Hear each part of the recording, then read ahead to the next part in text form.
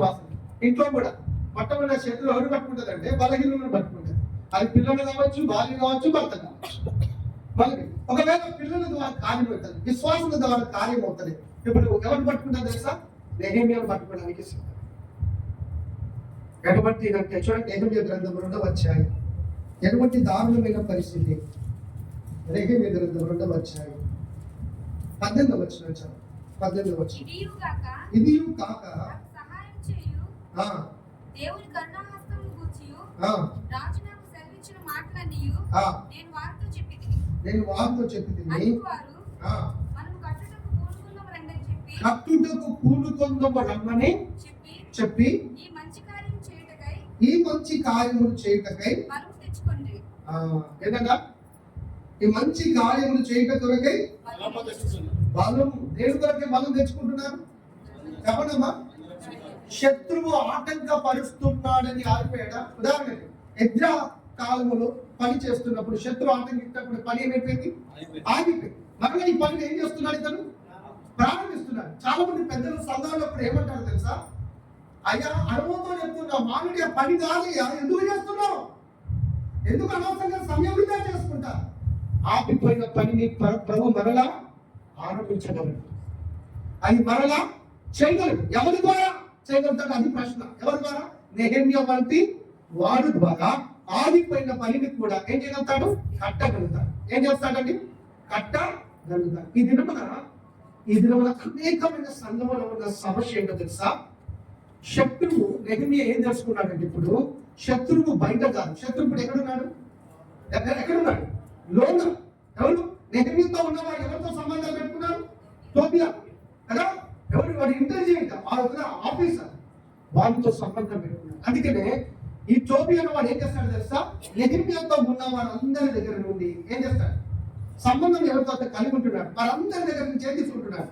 సమాచారం. ఎక్కడి నుంచి సమస్య అంటే తనతో ఉన్న వారిని. ఇది మన అనేకమైన సంఘాలలో సమస్య ఏంటో చూస్తా. Still today the church is facing the same problem. ఇది వల్ల కూడా సంఘము భయంకరమైన సమస్య. ఎవరితో తెలుసా? బయట ఉన్న వారితో కాదు. ఎవరితో చెప్పండి? చెప్పండి అమ్మా. ఇది ఎవరికి అర్థమవుతుంది అంటే బాధ్యత కలిగిన వాళ్ళకి, సేవకులకి అర్థమవుతుంది. ఎవరు? బయట ఉన్న వాళ్ళ, లోను ఉన్నవారు బయట వాళ్ళకి సంఘ సమాచారం అన్ని అందిస్తూ ఉంటారు. యెరూషలేమును నువ్వు ప్రేమిస్తే దాని కొరకు పని చేయడానికి నువ్వు పూనుకుంటావు. కానీ దాని సమాచారం ఎవరికి పడితే వారు ఏం చేయవు? అందింప ఎదుగుతున్నారు. ఇటువంటి ఆత్మీయమైన జీవిత విశ్వాసం కలిగి ఉంటారు. ఇప్పుడు నెహెమ్యా చేసిన పని ఏంటి? మొదటిగా చూస్తాం. చూడండి, నెహెమ్యా పనిని పూనుకోండి. దేనికి? మంచి పనిని చేయడానికి పూనుకున్నారు. రెండవది, ఇప్పుడు మొదటి నుంచి ఆర్డర్గా చూస్తాం. నెహెమ్యా గ్రంథం 2వ అధ్యాయం 4వ వచనం.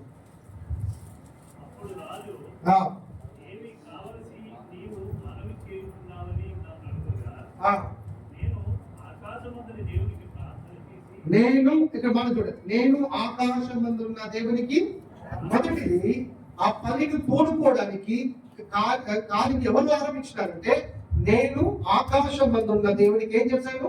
ప్రార్థన చేసి ఉన్నాను. రెండవ చూడండి 11వ వచనం సరే 11వ వచనం. అంతటా నేను చూడండి, మొదటిగా నేను ఆకాశం, నేను అన్నమాట గుర్తు చేసుకోండి. మొదటిది ఏంటంటే it speaks about individual life. It speaks about వ్యక్తిగత జీవితం గురించి మాట్లాడుతుంది. ఈ పని కొరకే, ఈ శిథిలమైన, ఈ పాడైపోయిన ఈ పని కొరకే మొదటిగా ఎవరు సిద్ధపడుతున్నారంటే, ఆకాశమందున్న దేవునికి నేను ప్రార్థన చేసింది అన్నాడు. రెండవది ఏమంటున్నాడు? 11వ వచనంలో ప్రార్థన చేసేవాడు ఎక్కడికి వచ్చాడు? చెప్పండి. మనం ఏం చేస్తాం? ప్రార్థన చేసి పంపిస్తాం. ఏం చేస్తాం? ప్రార్థన చేసి మీరు చావండి, మీరు ఏమన్నా కానీ మీరు పోండి కదా, ఏమన్నా కానీ యెరమ్యా మాదిరికరమైన జీవితాన్ని జీవించేవాడు. అందుకని ప్రభు నెహెమ్యాను ఎన్నుకున్నాడు. ప్రార్థించేవాడే కాదు, శిథిలమైన స్థలమునకు వచ్చి, ఎవరమ్మా? ఆ స్థలమునకు వచ్చిన వాడు. సో యెరూషలేమునకు ఇప్పుడు ఎక్కడ ఉన్నాడు? ఎక్కడికి వచ్చాడు? ఇప్పుడు యెరూషలేము ఎక్కడికి వచ్చాడు చెప్పండి? యెరూషలేమునకు వచ్చాడు. నువ్వు వచ్చావా? ఎక్కడైతే స్థలం, ఎక్కడైతే సమస్య ఉందో ఆ సమస్యను తీర్చడానికి వారి దగ్గరికి వెళ్ళడానికి నువ్వు ప్రయత్నం చేస్తున్నావా? సంఘం ఎలా సమకూర్చబడుతుందో తెలుసా? ఎవరైనా బాగాలేదు అనుకోండి, ఏం చేయాలి? సంఘము ఎవరైనా ఈడుండేనా? బ్రదర్, ఇదిలో టెక్నాలజీ ఎక్కువైంది కదా, ఏమైపోయింది? టెక్నాలజీ ఎక్కువైంది. ఫోన్ చేసి బ్రదర్ మీ చోటు దగ్గర పెట్టుకోండి, లేదా మీ మూడు దగ్గర పెట్టుకోండి, ఏం చేయండి, మీకు ఏదో మాకు చెప్పండి, మేము మీ ఫోన్లోనే ప్రార్థన. అట్లనే ప్రార్థన ఫోన్లో చేస్తే సరిపోతుందా? చెప్పండి, ఎక్కడ చేయాలా? మత్తయి సువార్తలో ఒక మాట ఉంది, శిష్యులందరూ అనారోగ్యం కలిగిన వాళ్ళందరూ ఎవరి దగ్గరికి వచ్చారో తెలుసా? యేసు ప్రభు దగ్గరికి. మొదటిది రోగము కలిగిన వాడు, రెండవది దేవుడు వారి దగ్గరికి వస్తాడు. చూడండి ఆ మాట చూడండి, మత్తయి సువార్త 14 వచ్చాయి. మత్తయి సువార్త ఎక్కడది?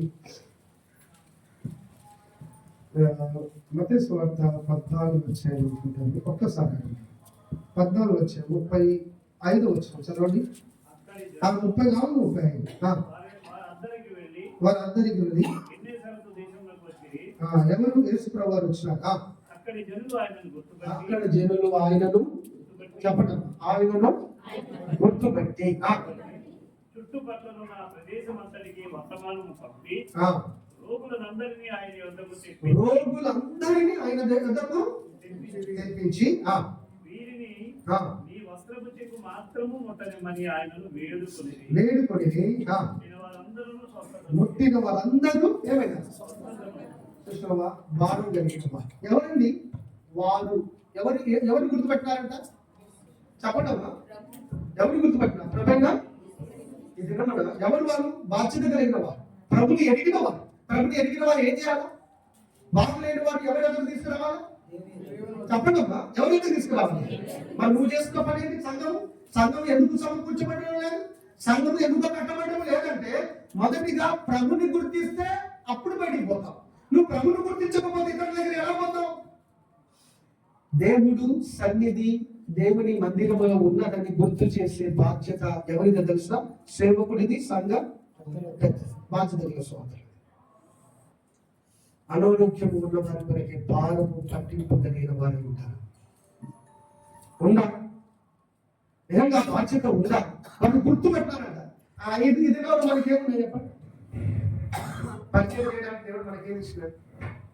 కాదు, ఎవరేమో చెప్పండి. మేము వస్తూ ఉన్నప్పుడు మధ్యాహ్నం 1 మనం స్టార్ట్ అయింది. 1 గంటల కారు పిలిచాం అక్కడి నుంచి, హైదరాబాద్ నుంచి.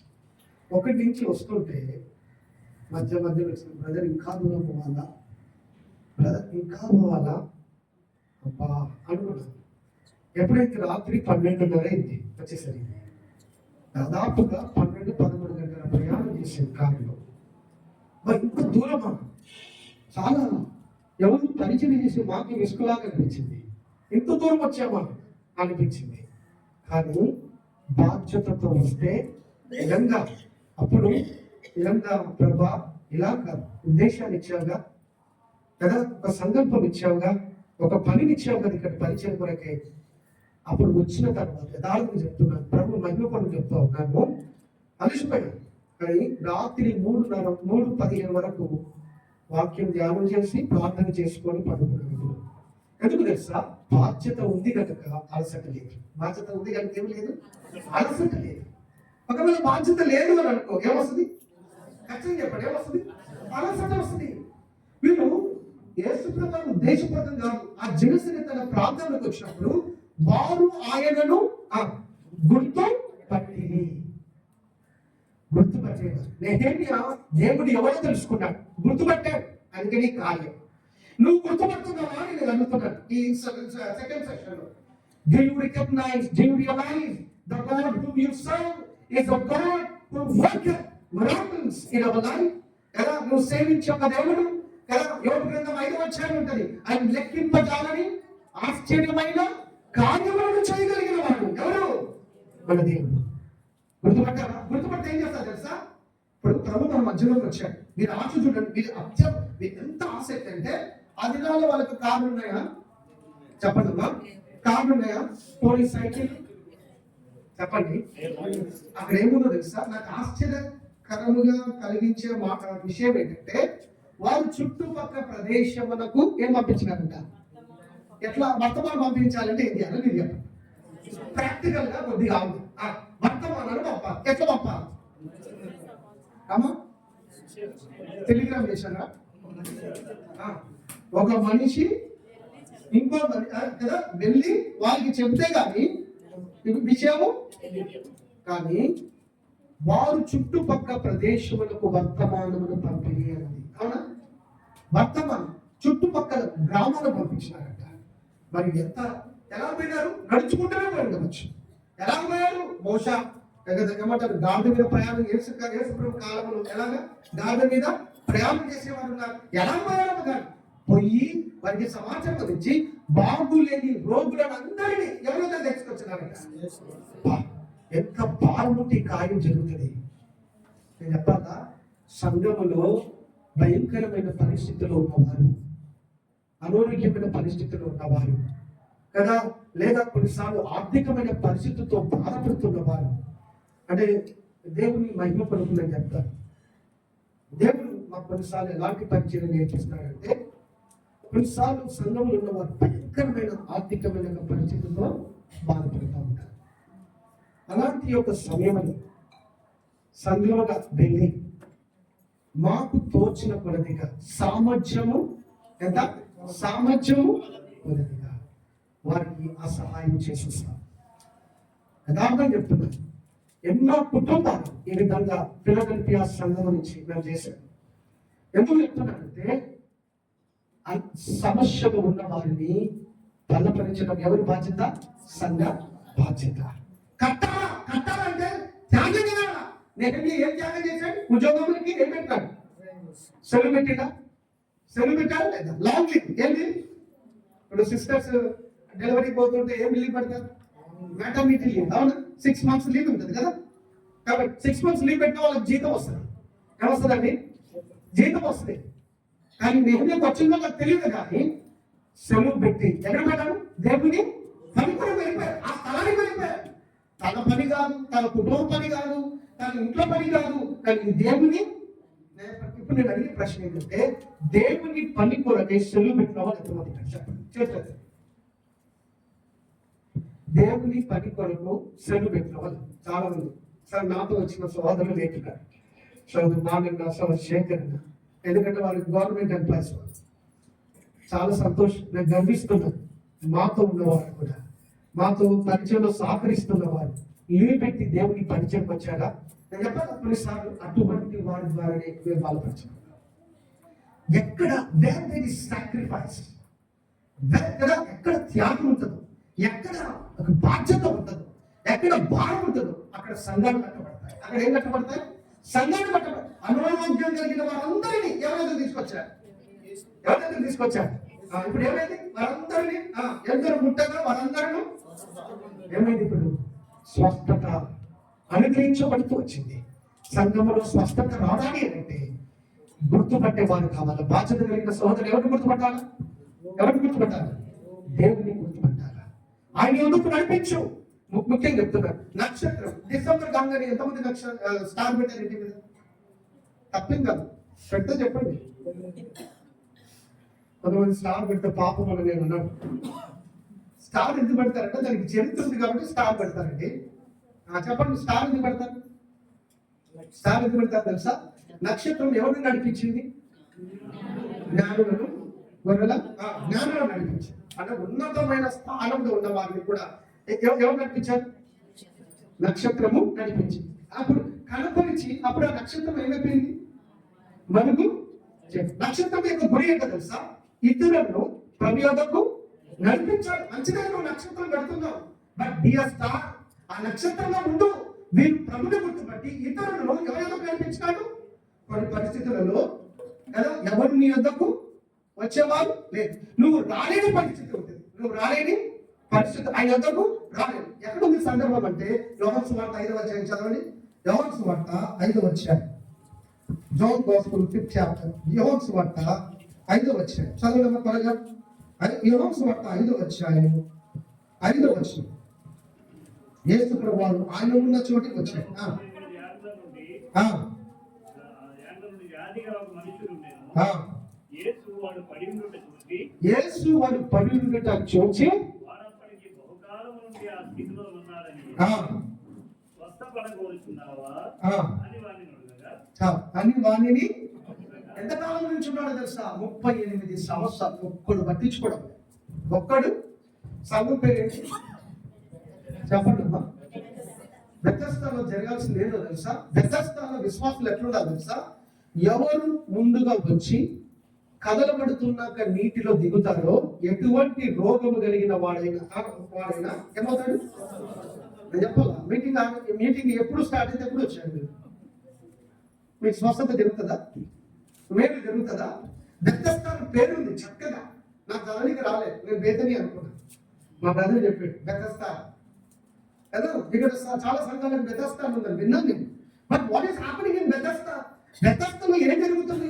దూతం వచ్చి నీళ్లను కదిలించినప్పుడు ఎవరు మొదటిగా దిగుడు ఎట్టి రోగము కలిగిన వాడైనా ఏమవుతాడు? ఈ దినవన బెతెస్దాకు వచ్చే విధానం కూడా తెలుసుకో. అది కూడా ఒక పరిచర్యనే. ఒకవేళ బాధ్యత కలిగిన సహోదరుల ముందుకు రాకపోతే, నేను చెప్తున్నాను, బాధ్యత కలిగిన సహోదరులే, సిస్టర్సే త్వరగా రాలేకపోతే మీ ద్వారా ఏం కార్యం జరుగుతుంది? ఎందుకంటే మన ప్రభు నామాన్ని బట్టి నేను చెప్తున్నాను అంతే.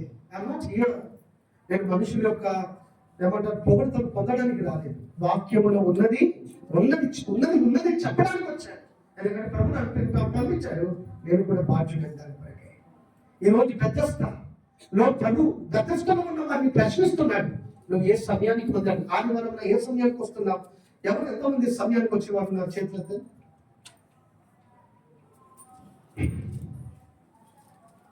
నేను కొత్త నా వినకుండా మీరు చేతులు ఎత్తినా యెహోవా యొక్క కన్నులు ప్రతి స్థలములో ఉంటాయి, సంచరిస్తాయి. అది రికార్డ్ అయింది ఆల్రెడీ.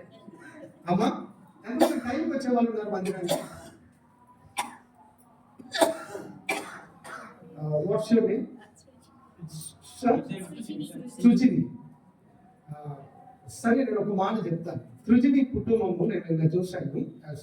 ప్రవీణ్ వాళ్ళకి ఇంట్లో కష్టంగా ఉన్నా, కొద్దిగా కష్టకరంగా ఉన్నా. నిన్న అంత కష్టంగా ఉంది, నేను చూశాను. మళ్ళీ ఉదయకాలంలో ఒక బ్రదర్ గారు విన్నాను. మీకు తెలుసా అన్న, రాత్రి అంత కష్టంగా ఉండి వాళ్ళ డాడీ తీసుకుని వెళ్ళిపోయారు. అందరికంటే ముందుగా ఎవరు వచ్చారు తెలుసా? ఉదయకాలంలో ఎవరు వచ్చారు తెలుసా? ఆ యవనస్తులు వచ్చింది. నేను చెప్తున్నాను, దేవుని పని కొరకు ఎవరు మొదటిగా నిలబడతారు వారి ద్వారా కార్యం జరుగుతుంది.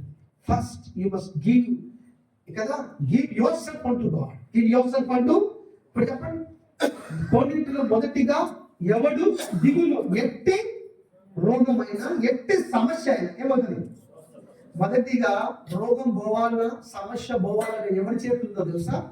నువ్వు ఫస్ట్ రావాలన్నా లేట్ రావాలన్నా ఎవరి చేతుంది? సేవకుని చేతులు ఉందా? సంఘ పెద్దల చేతులు ఉందా? ఎవరి చేతులు ఉంది? మీరు చెప్పాలి, అందరు గట్టిగా చెప్పాలి, నాకు వినపడాలి. అమ్మా, నీ చేతులు ఉంది కదా, మరి ఎందుకు చేస్తలేదు? ఎందుకు తెలుసా? నీకు బాగుపడే లక్షణాలు లేవు కనుక, నీకు బాగుపడే ఆశ లేదు కనుక. ఎంతకాలం కూర్చుంటావు? కూర్చున్నాడంట. వాళ్ళకి ఎంతకాలమే? 30. ఎందుకు? ఇతనికి ఏమి లేవు, కాళ్ళు లేవు, నడవడానికి లేవు, అయ్యా మేము దించడానికి ఎవరు లేవు. చూచాడు, ఎవ్వరు పట్టించుకోవడం. ప్రభువే అతని యొద్దకు వచ్చాడు. ప్రభువే అతను పట్టించుకున్న నాదుడు. అటువంటి సందర్భంలో ఎవరు నిన్ను పట్టించుకోవడం లేదనుకో, ఎవరు వస్తారు మీ దగ్గరికి? చెప్పండమ్మా. కొన్నిసార్లు మా సేవకుడు రావడం లేదని అడుగుతారు. కొన్నిసార్లు ఎవరు మా సంఘ పెద్దలు మా దగ్గర రాలేదని అడుగుతారు. గుర్తుపెట్టుకో, ఒకవేళ సేవకుడు రాకపోయినా, సంఘ పెద్ద రాకపోయినా, కనుక మీద 3వది ఏదో తెలుసా? యేసయ్యనే నీ దగ్గరకు వస్తారు కదా. ప్రభు చూస్తూ ఉంటాడు ఇవన్నీ కూడా. ఇప్పుడు చెప్పండి, తొందరగా వస్తావా లేట్ వస్తావా ఇప్పటి నుంచి? అమ్మా చెప్పండి అమ్మా. ఎలా చెప్తుంది తెలుసా? తొందరగా కూడా ఆ మాట కూడా విధానం ఎట్లా తొందరగా వస్తావు అంటే అర్థమే తెలుసా? నువ్వు రావాలని అర్థం చేస్తావు. అర్థమైంది. జీవితంలో తీర్మానం లేకపోతే మన జీవితంలో స్పష్టత పొందము. ఇప్పుడు చూస్తాం కొన్ని విషయాలు. మొదటిగా నేను ప్రార్థన. ఇప్పుడు నిజంగా జీవితంలో ఉన్న తీర్మానాలు చూస్తాం. నేను చెప్పండి, ప్రార్థన ఎక్కడుంది మాట? నెహెమ్యా 2:4 నెహెమ్యా 2:11 మరలా చదవండి. నేను ఏం చేస్తున్నాడు? మూడవది, నేను యెరూషలేమునకు వచ్చి ఏం చేశాడు? 18 చూడండి ఆ మాట 11 కదా. వచ్చి ఏం చేశాడు? నేను రాత్రి కాలమందు లోయ ద్వారము గుండా భుజంగపు బావి ఎదురుకిని ఎంత ద్వారము దగ్గరకు పోయి పడద్రోయబడిన యెరూషలేము యొక్క ప్రాకారములను చూడగా దాని గుమ్మములు అగ్ని చేత కాల్చబడి ఉండెను. కనులారా చూచాడు. ఎవరమ్మా? వచ్చి ఏం చేశాడు? అబ్బా ప్రయాణం వచ్చాను, చాలా అలసిపోయినాను, ఏం చేయాలనుకున్నాను? చెప్పండమ్మా, ఏం చేయాలి? పండుగలు అనుకున్నాడా? రాత్రి వేళ ఒంటరిగా లోయ ద్వారమున వెళ్ళి కాల్చబడిన ఏం చేశాడు అంటే తను కనులారా ఆ సమస్యను చూడడానికి ఇష్టపడుతున్నాడు. ఎవరు రేపల దేవుని మందిరమునకు మేలు చేయాలని ఆశించే వాళ్ళు ఏం చేస్తారు తెలుసా? ప్రాక్టికల్ లైఫ్ ఏమంటారు తెలుగులో? ఏమంటారు? ప్రాక్టికల్ లైఫ్ అంటే క్రియాపూర్వకమైన జీవితం కలిగిన వారు కన్నులారా చూడడానికి ఇష్టపడతారు. యెరూషలేముకి వచ్చాను, ఇక చాలు, నేను అధికారం కలిగిన వాడిని, రాజుపత్రం నా చేతిలో ఉంది, నేను ఎవరిని ఆజ్ఞాపించిన పనులు చేస్తాను అని విర్రవీగడం లేదు. ఏం చేస్తున్నాడు తెలుసా? ఏం చేస్తున్నాడు చెప్పండి? కానీ రాత్రి వేళ ఆ లోయ ద్వారమును వెళ్ళి కాల్చబడిన ద్వారమును కూలిపడిన ఏంటిది ఆ యొక్క ఏంటి గోడలను ఇక్కడ ప్రాకారపు గోడలను చూస్తా ఉన్నాడు. ఎందుకు తెలుసా? he wants to understand the problem more clearly. సమస్యను ఇంకా స్పష్టంగా ఏం చేయాలా? అర్థం చేసుకోవాలని ప్రయత్నం చేస్తున్నాడు. ఎవరమ్మా? మేలు చేసేవాడు ఎప్పుడు సమస్యను ఎక్కువగా అర్థం చేసుకోవడానికి చూస్తాడు. ఈ రోజు నీ కుటుంబానికి నువ్వు మేలు చేయాలని ఆలోచిస్తే నెహెమ్యా నేను ప్రార్థన చేసి నేను యెరూషలేమునకు వచ్చి మూడవది తెలుసా? నేను లోయ ద్వారము గుండా వెళ్ళి ఏదంటే కాలిపోయిన ద్వారమును ఇంకా పడిపోయిన ప్రాకారముగా గోడలను నేను చూసిన అలాగా ప్రాక్టికల్ లైఫ్. ఇది మూడవది. నాలుగవది చూస్తాము ఏమిటి? What we should do in our practical life. నేను త్వరగా ముగిస్తాను సెకండ్ సెషన్ ని. చూడండి 18వ వచనం చదవండి. 18వ వచనం. ఇది కాక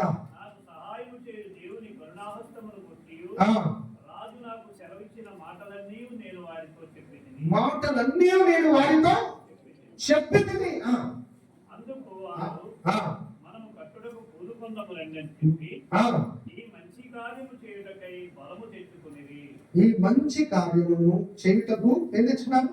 ఇప్పుడు స్టార్టింగ్ పని ఎవరు చేసినారు? Who initiated the work? ఎవరు ఆరంభించిన పని? నేను మీరు చూడండి గ్రాడ్యువల్ ఎట్లా వస్తుంది? నేను ప్రార్థన చేసి నేను యెరూషలేమునకు వచ్చి నేను లోయ ద్వారమును వెళ్ళి కాల్చబడిన ద్వారమును కూలిపోయబడిన ఏది ఆ గోడను ప్రాకారపు గోడను చూసిన. ఇప్పుడు నేను అన్నవాడు నాలుగవది అనగా 18 వచ్చినసరికి ఏముంది అక్కడ? మనము ఇప్పుడు నేను కాదు ఇంకా ఎవరు? ఫస్ట్ దేవుని సంఘము కట్టబడటానికి మొదటిగా ఎవరన్నా ఒక్కరన్నా ఏం చేయాలా? పూనుకోవాలి. మొదటి దినవృత్తాంతం 29వ అధ్యాయంలో దేవుని మందిరం కట్టాలని ఎవరికి మొట్టమొదటి ఆశ కలిగింది? దావీదు. కానీ దావీదు వద్దన్నాడే. ఇప్పుడు వద్దంటే దావీదు ఏమన్నా?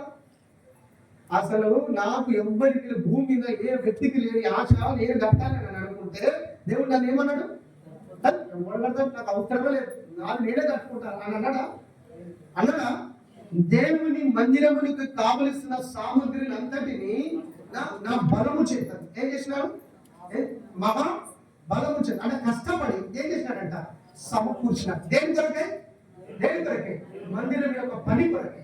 దేవుని కొరకు ఆశ కలిగిన వారు మొదటిగా పనిని పూనుకుంటారు, మొదటిగా సమర్పణ కలిగి ఉంటారు. ఇవన్నీ కూడా మాదిరి జీవితం.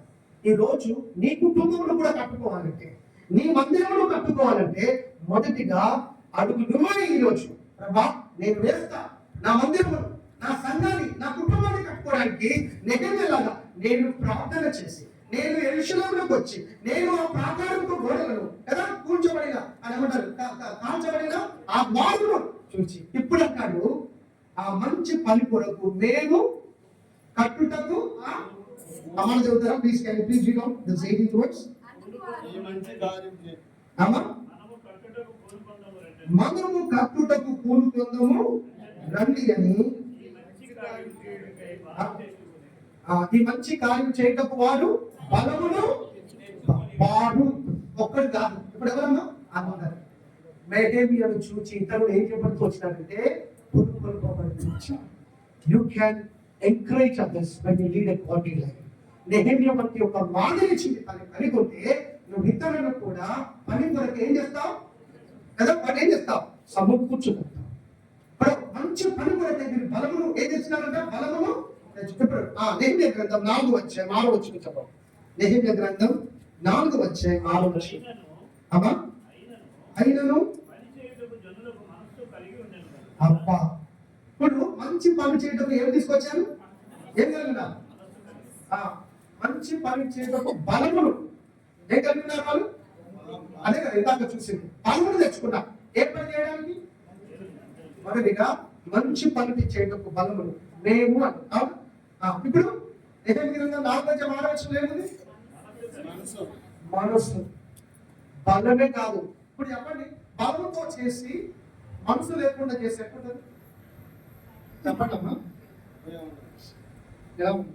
మా ఇంట్లో ఫలం ఉంది, ఆ పేరు పార్వతి. ఏదన్నా సావిత్రి ఆమె 2-3 నెలలు ఎట్లా పని చేసిందంటే ఇటువంటి పనామే మాకు దొరకదు, ఇటువంటి పనామే దొరకదు. తర్వాత 4 నెలల నుంచి పేరు కూడా లోపల సరిగ్గా అమ్మ పవిత్రమ్మ సరే ఏమంటే సావిత్రమ్మ ఎట్లా కడిగిన చూసుకోవాలి రేపు తిన్నికి వస్తుందా? ఇదేమంటే సార్ తొందరగా ఏముంది 10 సగం ఏవా జీతం కూడా అట్లా తీసుకోవాలి, సగం సగం తీసుకో. ఏముంటుంది?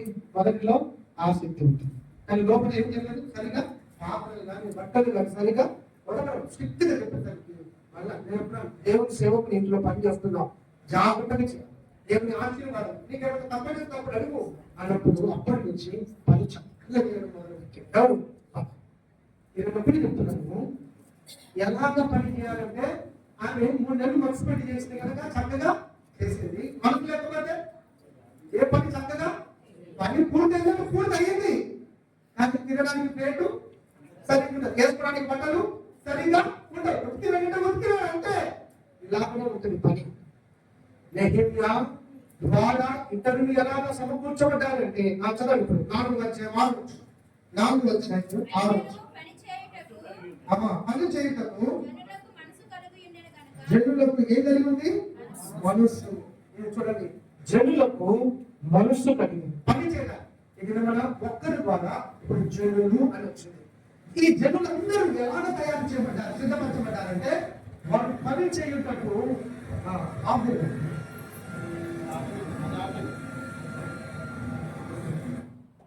వారు పని చేయటకు ఏం నాకు చెప్పండి? మనసు కలిగి. చివరిది మనం చూద్దాం 21వ వచనం. 21వ వచనం చదువు. 21 ఇంకొక వచనం చదువు. ఆ ప్రకారము మేము పని యందు ప్రయాసపడితిమి. అది మనసు చేయబడిన వాడు చివరికి ఆ పని యందు ఏం చేస్తాడంటే ప్రయాసపడి. ఆ పని యందు ఏం చేస్తాడమ్మా? నువ్వు ఎట్లా పని చేస్తున్నావు? ప్రయాసపడి కష్టంగా చేస్తున్నావు లేదా? అందరూ అనుకుంటారు సుఖంగా చేయాలి. ఎలాగా? కూతుళ్ళ దగ్గర పని చేయాలి. దేవుని పనులు సుఖంగా చేయాలనుకుంటాం. ఎలా చేయాలి?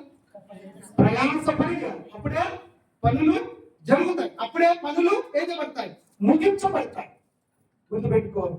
మొదటిది నేను ప్రార్థన చేసి, రెండవది నేను యెరూషలేమునకు వచ్చి, మూడవది నేను లోయ మార్గమున వెళ్ళి కాల్చబడిన భారమును ప్రాకారపు గోడలను చూచి తిరిగి అంటారు. నాలుగవది నేను కదా దేవుని పని కొరి మంచి పని కొరకు ఏం చేసినారంటే వీళ్ళు పదము తెచ్చుకొని, 5వది మనస్సును తెచ్చుకొని, 6వది ప్రయాసపడి. మరి 7వది ఉండాలి కదా ఫినిషింగ్. 7 ఏంటి చెప్పండి మాత్రం అందరికీ తెలుసు, కానీ మనకి ఎట్లుండదు తెలుసా? 7 ఏడిచినట్టే ఉంటుంది, అప్పటితో ఉండదు, ఎందుకంటే ఆత్మీయత ఉండదు కదా.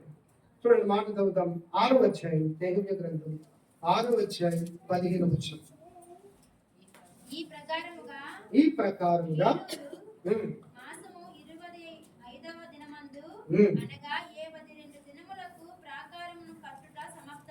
ఎప్పుడు ఏమైపోయింది ఇప్పుడు కట్టుట ఏమైంది ఏమైందంటే కట్టుట ఆ పని మొత్తం ఏం చెప్పబడింది సంపూర్తి చేయబడి ఎన్ని దినాలు 50 దినాలు దేవుని మందిరం యొక్క పనిని మరి చేసినాడు సమాప్తి అంటే పూర్తి చేసినాడు.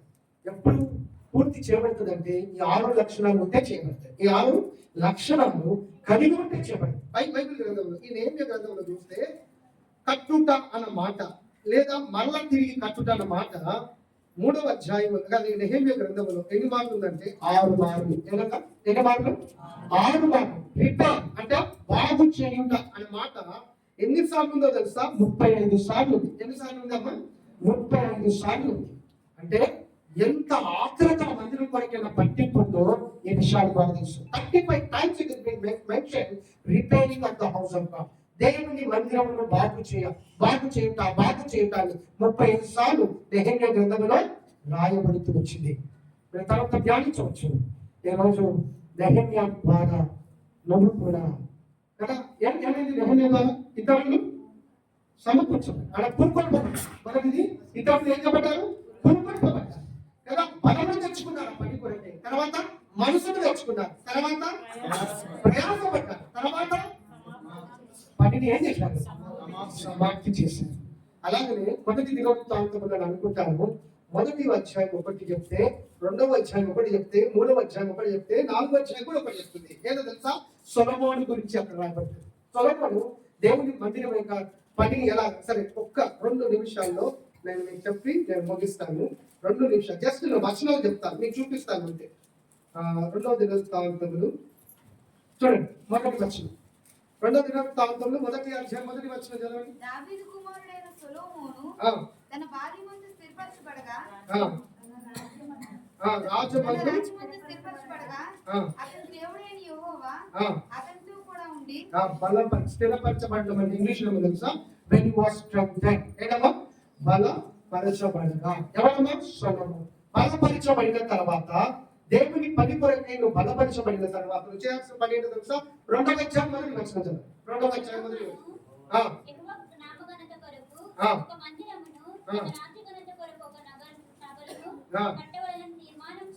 బలపరచబడిన తర్వాత సొలొమోను ఏం చేసుకున్నాడంటమ్మా?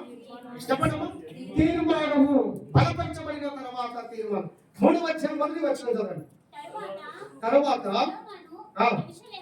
యెరూషలేములో ప్రత్యక్షమైనప్పుడు పర్వతమందు దావీదు సిద్ధపరిచిన స్థలమున యెహోషీయుడైన ఒర్నాను కళ్ళ ముందు దావీదు ఏర్పరిచిన స్థలమును యెహోవాకు ఒక మందిరమును కట్టన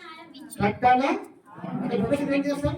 బలపరచబడిన తర్వాత ఏం చేసినాడు? తీర్మానం చేసుకున్నాడు. తీర్మానం చేసిన వాడు పనిని ఏం చేసినాడు? ఆరంభించాడు. పనిని ఏం చేశాడమ్మా? ఆరంభించాడు. నువ్వు ప్రభు నిన్ను బలపరుస్తూ చేయాల్సిన మొదటి పని ఏంటో తెలుసా? ఆరంభించు. ఏ పని ఎక్కడ ఆగిపోయిందో మరలా ఆ పని కూడా పూనుకోవడానికి నువ్వు తీర్మానం చేసుకో. రెండవది ఏం చేయాలి? కట్టుట ఆరంభించు. తర్వాత 3వది ఏంటి? మొదటిది బలము తెచ్చుకున్నాడు. 2వది తీర్మానం చేసుకున్నాడు. 3వది కట్టుట ఆరంభించాడు. 5వ అధ్యాయం 1వ వచనం.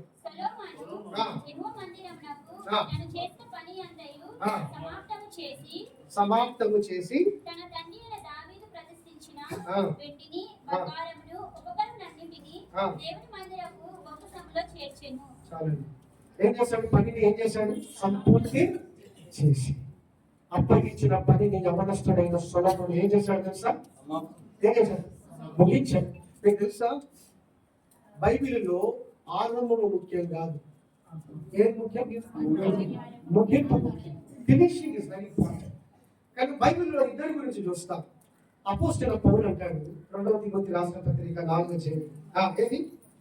ఆ ఫినిష్ మై రైట్ ఆ కోర్స్ కదా, నేను ఆ పరుగును ముగించింది అంటాడు. అక్కడ యేసు ప్రభు అంటాడు. ఎక్కడ? యోహాను సువార్త 15వ అధ్యాయం 4వ వచనం అంటాడు, నువ్వు నాకు ఇచ్చిన ఈ పనిని, భూమి మీద ఇచ్చిన ఈ పనిని, అప్పగించిన పనిని ఈ భూమి మీద నేను ఏం చేశాను? సంపూర్ణ చేసి నీ నామమును నేను మహిమ పరిచి అంటే ఈ రోజు ప్రభు నీకు ఇచ్చిన పనిని పూర్తి చేస్తావా లేదనేది నేను మొదలుపెడుతున్నాను. అయితే ఈ పనిని పూనుకోవాలంటే మొదటిగా నువ్వేం చేయాలా? ప్రార్థన చేసి. ఏంటమ్మా? ప్రార్థన. అందుకే నేను చెప్పాను, నెహెమ్యా గ్రంథం ప్రార్థనతో ఆరంభించబడి ప్రార్థనతో ఏం చెప్పబడుతుంది? ముగించబడుతుంది. Anything in our spiritual it should begin with prayer and end with prayer. అంటే అది ప్రార్థనతో ఆరంభించబడి ప్రార్థనతో ఏం చెప్పడాలమ్మా? ముగించబడాలి. నెహెమ్యా మాదిరి తర్వాత ఏం చేశాడు? క్రియా జీవితం. ఎక్కడికి వచ్చాడు? యెరూషలేము. ఎక్కడికి వచ్చాడమ్మా? యెరూషలేము. యెరూషలేముకి వచ్చి ఏం చేశాడు? లోయ భాగంలో ప్రాక్టికల్ గా క్రియాపూర్వకంగా దాన్ని కనుగొనాలా? చూచిన వాడు కానుకున్నాడా? ఇతరులను ఏం చేశాడు? పురుకొల్పాడు. ఏం చేశాడు? ఇతరులను పని కొరకై పురుకొల్పి వారి పని కొరకు బలమును తెచ్చుకున్నాడు. ఇంకా శ్రమపడి ప్రయాసపడి పని చేస్తాం. తర్వాత ఏం చేస్తారు? ఆ పనిని అలాగా మనం కూడా మనకు సహాయంలో చేద్దాం. దయచేసి అందరూ మోకరించండి. ఎవరు కూడా కళ్ళు తెరవకూడదు. మొదటి భాగంలో ఈరోజు సెషన్లో చూశాము నెహెమ్యా ఎలాంటి జీవితాన్ని విశ్వాసము కలిగి దేవునిపై వేచి ఉండడానికి ఇష్టపడ్డాడు. రెండవదిగా చూసాము ఈ విశ్వాసము కలిగి దేవునిపై వేచి ఉన్నవాడు ఎలాగ జీవిస్తున్నాడని చూశాడు కదా, ఎలాగ కార్యములు ఆరంభిస్తూ వచ్చినాడని చూశాను. కనుక ప్రియమైన సహోదరుగా నువ్వు కూడా నెహెమ్యామని ఉంటే నిజంగా ఆ దినమున యేసు ప్రభువాన్ని వారు గుర్తుపట్టి అనేకులను యేసు యొద్దకు తీసుకొచ్చి వారిని బాగు చేస్తున్నారు. రెండవది అంతేకాదు కదా, ఎవరి జీవితంలో ఎన్నో కొరతలు కానీ యేసు ప్రకారం బాగులేని వారి దగ్గరికి వెళ్ళి వారిని బాగు చేసినట్టుగా చూస్తున్నాం. ప్రభా, నా జీవితంలో బాధ్యత రహితమైన జీవితం, అనగా బాధ్యత లేకుండా నేను జీవిస్తూ వచ్చిన నెహెమ్యామని అతి క్రమము కలిగిన జీవితాన్ని, ఆరోగ్య జీవితాన్ని, నా పని నిర్వహించిన పనిని ముగించడానికి ఈ 6 శుభ్రాలు నా జీవితంలో దయచేయండి. ప్రార్థన చేయండి. ప్రభు సాధించి అలాంటి ప్రభు సాధించండి.